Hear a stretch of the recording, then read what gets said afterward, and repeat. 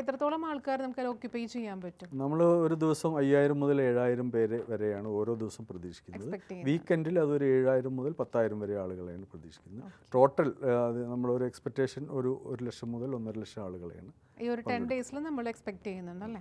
ഇത് entrance fees ഒക്കെ എങ്ങനെയാണ് വരുന്നത്? എൻട്രൻസ് ഫീസ് 100 രൂപയാണ്.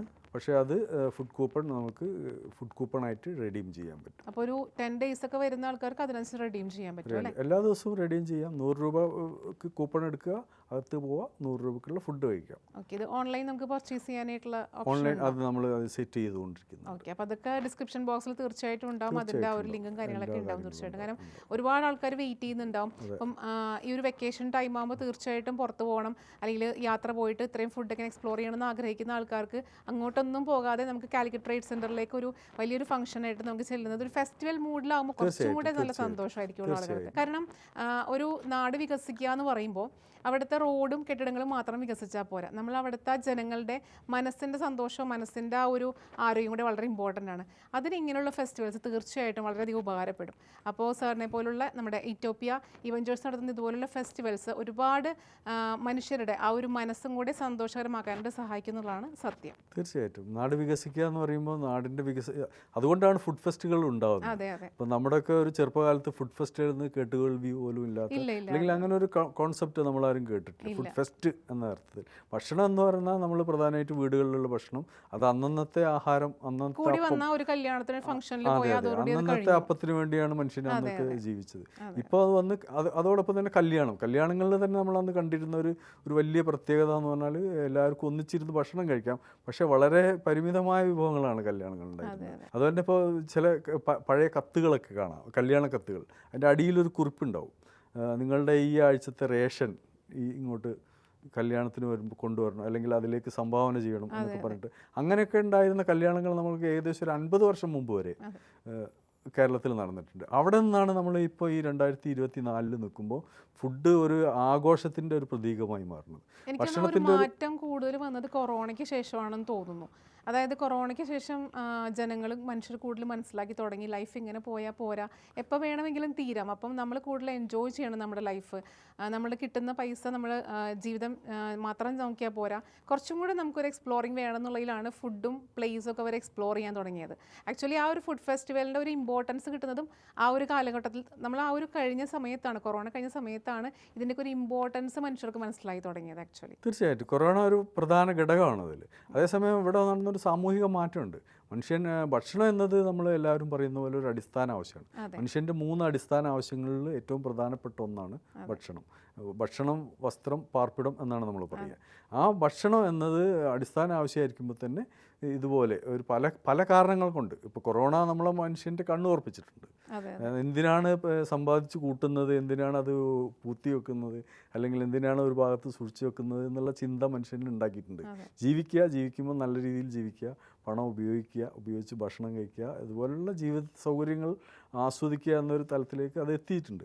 അതോടൊപ്പം അതെല്ലാത്തെയും കാരണങ്ങൾ നമ്മുടെ നാട്ടിൽ ഇപ്പോൾ ഞാൻ നേരത്തെ പറഞ്ഞ ഭക്ഷണം, ആഘോഷം, ആളുകൾക്ക് കൂടിച്ചേരുക, സ്നേഹം പങ്കുവെക്കുക, അതുപോലുള്ള കാര്യങ്ങളിലേക്ക് ഇത് വരുന്നുണ്ട്. ഇപ്പോൾ നമ്മൾ തന്നെ ഇതിൻ്റെ ഒരു ടാഗ് ലൈനായിട്ട് പറയുന്നത് ടേസ്റ്റ് ഓഫ് ഹാർമണി എന്നാണ്. സൗഹാർദ്ദത്തിൻ്റെ, മനുഷ്യ പരസ്പരമുള്ള സ്നേഹത്തിൻ്റെ ഒക്കെ ഒരു ഐക്യത്തിൻ്റെ ഒരു പ്രതീകമായിട്ടാണ് നമ്മൾ ഭക്ഷണത്തെ കാണുന്നത്. ഫുഡ് മാത്രമല്ല, ഒരു സ്നേഹം പങ്കുവയ്ക്കാനും തീർച്ചയായിട്ടും ഇങ്ങനെയുള്ള ഫുഡ് ഫെസ്റ്റിവൽസ് ഒരുപാട് ഹെൽപ്പ് ചെയ്യാറുണ്ട്. നമ്മളിപ്പോൾ കോഴിക്കോട് മാത്രമല്ലല്ലോ വരിക, ഒരുപാട് സ്ഥലങ്ങളിൽ നിന്നുള്ള ആൾക്കാർ വരുമ്പോൾ അതൊരു മീറ്റിംഗ് പോയിന്റ് ആയിട്ട് മാറുകയാണ്. ഫുഡും കൂടെ എൻജോയ് ചെയ്യുമ്പോൾ തീർച്ചയായിട്ടും അതൊരു ഫെസ്റ്റിവൽ മൂഡ് തന്നെയായിരിക്കും. തീർച്ചയായിട്ടും പങ്കുവെക്കുക എന്ന് പറയുമ്പോൾ, ഭക്ഷണം പങ്കുവെക്കുക എന്ന് പറയുമ്പോൾ മറ്റു വിഭവങ്ങളിൽ നിന്ന് വ്യത്യസ്തമായി ഭക്ഷണത്തിനുള്ള ഒരു പ്രത്യേകത അത് ഏത് സാഹചര്യത്തിലും നമുക്ക് പങ്കുവെക്കാൻ കഴിയുന്നതാണ്. ഇപ്പോൾ നമ്മളൊരു ദരിദ്രനാവട്ടെ ധനികനാവട്ടെ, ഒരു ഉരുള ചോറ് അല്ലെങ്കിൽ ഒരു പിടി ചോറ് എന്നൊക്കെ പറയുന്ന പോലെ ഒരു റൊട്ടി, അത് നമുക്ക് പങ്കുവെക്കാം. ഏത് സാഹചര്യത്തിലും നമുക്ക് പങ്കുവെക്കാൻ കഴിയും. അതേസമയം നമ്മുടെ വസ്ത്രം നമുക്ക് അങ്ങനെ ആ അർത്ഥത്തിൽ പങ്കുവെക്കാൻ കഴിയും. നമ്മൾ ഒരാൾക്ക് വാങ്ങിക്കൊടുക്കേണ്ടി വരും, അത് അവിടെ അവസാനിക്കുകയാണ്. നമ്മുടെ വീട്ടിലേക്ക് ഒരാൾ കടന്നു വരുമ്പോൾ അയാൾക്ക് നമ്മൾ ഭക്ഷണം പങ്കുവെക്കണമെങ്കിൽ നമ്മുടെ ഉള്ളിൽ സ്നേഹം ഉണ്ടായിരിക്കണം. ആ മനുഷ്യനോടുള്ള അനുകമ്പ, ഏതെങ്കിലും തരത്തിലുള്ളൊരു മാനുഷിക വികാരം ഉണ്ടാകുമ്പോൾ മാത്രമേ നമുക്ക് ഈ ഭക്ഷണം പങ്കുവെക്കാൻ കഴിയും. അപ്പോൾ ഭക്ഷണം എന്നത് എപ്പോഴും പങ്കുവെക്കലിൻ്റെ ഒരു പ്രതീകമാണ്, സ്നേഹത്തിൻ്റെ പ്രതീകമാണ്. സ്നേഹം ഉണ്ടാകുമ്പോൾ മാത്രമാണ് സാധ്യമാവുന്ന ഒരു കാര്യമാണ് ഈ പങ്കുവെക്കുക എന്നുള്ളത്. അതിനെയാണ് നമ്മൾ തോന്നുന്നത്. ഈ മനുഷ്യർ ഇപ്പോൾ ഇന്ത്യയിൽ നിലനിൽക്കുന്ന ഒരു സാഹചര്യത്തിൽ മനുഷ്യർ തമ്മിൽ ഐക്യത്തിൻ്റെ ഒരു ഉപാധി എന്ന നിലയിൽ കൂടിയാണ് നമ്മൾ ഇത് ഉദ്ദേശിക്കുന്നത്. നമ്മൾ ഈ ഗ്രേറ്റ് ഇന്ത്യൻ ഫുഡ് ആർട്ടിലൂടെ ഇന്ത്യയിലെ പല ദേശങ്ങളിൽ നിന്നുള്ള പാചക വിദഗ്ധരെ, കലാകാരന്മാരെ കൊണ്ടുവരുമ്പോൾ അതിൽ സംസ്കാരങ്ങളുടെ ഒരു കൂടിക്കലരലുണ്ട്. പലതരം സംസ്കാരങ്ങൾ പരസ്പരം പരിചയപ്പെടാൻ കഴിയുന്ന ഒരവസരം. സാംസ്കാരിക അതെ, നമ്മുടെ നാട്ടിൽ തന്നെയുള്ള ആളുകൾ, ഇപ്പോൾ നമ്മുടെ മലയാളികൾ മിക്കവാറും സഞ്ചാരികളാണ്, ലോകം കണ്ടിട്ടുള്ളവരായിരിക്കും മിക്കവാറും മലയാളികൾ. എന്നാലും ലോകം കണ്ടിട്ടില്ലാത്തൊരു ചെറിയ വിഭാഗമെങ്കിലും കേരളത്തിലുണ്ടാവും. അങ്ങനെ സഞ്ചാരികളായ ആളുകൾ പോലും എത്തിപ്പെടാത്ത പല ദേശങ്ങളും ഉണ്ടാവും. ഇവർക്കൊക്കെയും ഈ നമ്മുടെ ഒരു ഇവൻറ്റിൽ വരാനും ഇത്തരം സംസ്കാരങ്ങൾ പരിചയപ്പെടാനും ഇത്തരം ഭക്ഷണ രീതികൾ പരിചയപ്പെടാനും, ഭക്ഷണം കഴിക്കുക എന്നത് പ്രധാനമാണ്. അതോടൊപ്പം തന്നെ അതിനെ അറിയുക എന്ന ഒരു പ്രക്രിയ കൂടി ഇതിൻ്റെ കൂടെ നടക്കുന്നു.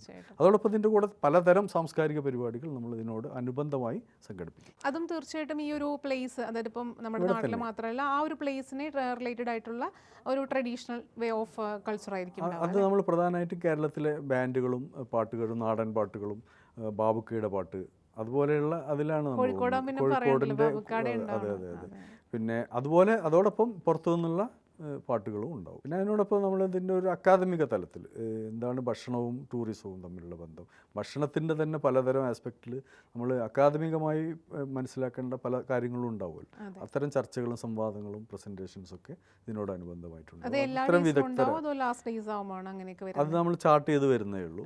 ഈ പ്രോഗ്രാമിൻ്റെ ഒരു അവസാന ഘട്ടത്തിലേക്ക് അതിൻ്റെ പൂർണ്ണരൂപം നമുക്ക് പ്രസിദ്ധീകരിക്കാൻ പറ്റും. നമ്മുടെ ബ്രോഷറിൽ നമ്മൾ ഒരുപാട് ഫുഡ് വ്ളോഗേഴ്സ് ഡേ എന്നതിൽ കണ്ടിരുന്നു ഞാൻ. അപ്പോൾ എന്താണ് ഈ ഫുഡ് വ്ളോഗേഴ്സ് ഡേയിൽ നമ്മുടെ ഗ്രേറ്റ് ഇന്ത്യൻ ഫുഡ് ആർട്ടിൽ വരുന്നത്? ഫുഡ് വ്ളോഗേഴ്സ് ഡേ നമ്മൾ വളരെ ബോധപൂർവം ചെയ്യുന്ന ഒരു പ്രോഗ്രാമാണ്. ഫുഡ് വ്ളോഗേഴ്സ് നമ്മൾക്കറിയാം, ഇപ്പോൾ കഴിഞ്ഞ ഏതാനും വർഷങ്ങളായി നിങ്ങൾ പറഞ്ഞ കൊറോണയ്ക്ക് ശേഷം പൂർണ്ണമായും ഏതൊരു ഫുഡുമായി ബന്ധപ്പെട്ട ഭക്ഷണവുമായി ബന്ധപ്പെട്ട വ്യവസായ സംരംഭങ്ങളെ പൂർണ്ണമായും വിജയത്തിലാക്കുന്നത് ഫുഡ് വ്ളോഗർമാരാണ്. മറ്റു പരസ്യ ഉപാധികളൊന്നുമില്ല. അവർ വരുന്നു, കഴിക്കുന്നു, അവരതിനെക്കുറിച്ച് പറയുന്നു. ചിലരൊക്കെ വളരെ വിപുലമായി പറയും, ചിലർ വളരെ പരിമിതമായി പറയും. എന്തായാലും ഈ ഫുഡ് വ്ളോഗേഴ്സാണ് ഇതിനെ മാർക്കറ്റ് ചെയ്യുന്നത്. ഏതൊരു സംരംഭത്തെയും, പുതിയ സംരംഭം, അത് ചെറുതാവട്ടെ വലുതാവട്ടെ, കല്യാണങ്ങളുടെ പോലും പിന്നെ പ്രൊമോഷൻ നടത്തുന്നുണ്ട്. അതിൻ്റെ പിന്നെ ആൽബങ്ങളിലൊക്കെ അത് കാണാം. അങ്ങനെ പലതരത്തിൽ ഫുഡ് വ്ളോഗേഴ്സാണ് ഇപ്പോൾ കേരളത്തിലെ ഭക്ഷണ വ്യവസായത്തെ പലതരത്തിൽ നിലനിർത്തുന്നത്, അതിന് മുന്നോട്ട് കൊണ്ടുപോകുന്നു. അതേസമയം അവർക്ക് പണം കിട്ടുന്നുണ്ടാവാം, തീർച്ചയായും അവർക്ക് റെമ്യൂണറേഷൻ കിട്ടുന്നുണ്ടാവും. പക്ഷേ അവർക്ക് ഒരു അംഗീകാരമോ ഒരു ആദരവോ കിട്ടുന്നുണ്ടോ? കുറവായിരിക്കും. നമ്മൾ ആ പോയിന്റിൽ നിന്നാണ് ആലോചിക്കുന്നത്. നമ്മൾ അവരെ ആദരിക്കാനാണ്. അതെ, പണം കൊടുത്ത് കൊണ്ടുവരിക എന്നുള്ളത് വളരെ എളുപ്പമുള്ള കാര്യമാണ്. അത് പണമുള്ള ആർക്കും ഇവരെ കൊണ്ടുവന്ന് ഇതിൻ്റെ പ്രൊമോഷൻ നടത്താം. ഞങ്ങൾ അവർക്ക് തിരിച്ച് അവരെ ആദരിക്കാനാണ്. അവരുടെ സേവനം കേരളത്തിലെ ഭക്ഷ്യ വ്യവസായ മേഖലയെ പോഷിപ്പിക്കുന്നുണ്ട്. ആ ഘടകത്തിനാണ് ഞങ്ങൾ തോന്നുന്നത്. അതുകൊണ്ട് അവരെ ആദരിക്കപ്പെടണം, അവർ അംഗീകരിക്കപ്പെടണം, അവരുടെ അനുഭവങ്ങൾ അവർക്ക് പങ്കുവെക്കാൻ അവസരം കിട്ടണം. അതിനുള്ളൊരു അവസരം എന്ന നിലയിലാണ് കേരളത്തിലെ ഏറ്റവും പ്രധാനപ്പെട്ട 100 ഫുഡ് വ്ളോഗർമാരെ നമ്മൾ ഈ വേദിയിൽ, ഗ്രേറ്റ് ഇന്ത്യൻ ഫുഡ് ആർട്ടിൻ്റെ വേദിയിൽ ആദരിക്കുകയാണ്. അപ്പോൾ അത് തെരഞ്ഞെടുത്ത ശേഷം ഒരു പ്രത്യേക ഡേയിലായിരിക്കുള്ളൂ ഈ ഫുഡ് വ്ളോഗേഴ്സ് ഡേയിലുണ്ടാവും. അത് ഏത് ഡേയിലാണെന്ന്? രണ്ടാമത്തെ ദിവസം തന്നെ ഫുഡ് വ്ളോഗേഴ്സ് ഡേ, നമ്മുടെ ഇവന്റിന്റെ ഈ ഗ്രേറ്റ് ഇന്ത്യൻ ഫുഡ് ആർട്ടിന്റെ രണ്ടാമത്തെ ദിവസം മെയ് 4-നായിരിക്കും ഫുഡ് വ്ളോഗേഴ്സ് ഡേ ഉണ്ടാവുന്നത് അല്ലേ?